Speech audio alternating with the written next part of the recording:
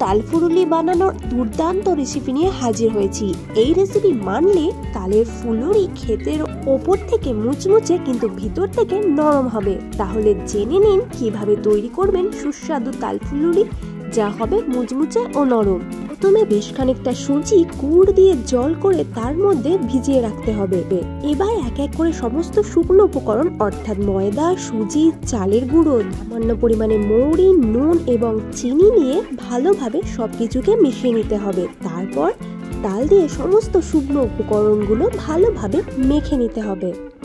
এবার ভিজিয়ে রাখা সুজিটাও সমস্ত শুকনো উপকরণের সাথে দিয়ে ভালোভাবে মিশিয়ে নিতে হবে। মাখাটা শক্ত মনে হলে আরো বেশ খানিকটা তাল দিয়ে সবকিছু একসাথে ভালোভাবে মেখে নিন।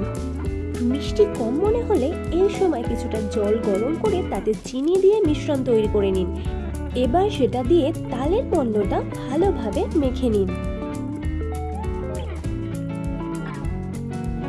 এবার কড়াতে দিন বেশ খানিকটা সাদা তেল। তেল গরম হয়ে গেলে এক এক করে ফুলুরি ছাড়তে থাকুন। ফুলুরিতে রং ধরতে শুরু করলেই একটু পিঠ ভালো করে ভেজে নিন। তাহলেই তৈরি হয়ে যাবে সুস্বাদু তালের নরম নরম মুচমুচে ফুলুরি। ভিডিওটা ভালো লাগলে প্লিজ আমার চ্যানেলটি সাবস্ক্রাইব করে আমার পাশে থাকবেন। আর ভিডিওটা শেষ পর্যন্ত দেখার জন্য আপনাকে ধন্যবাদ।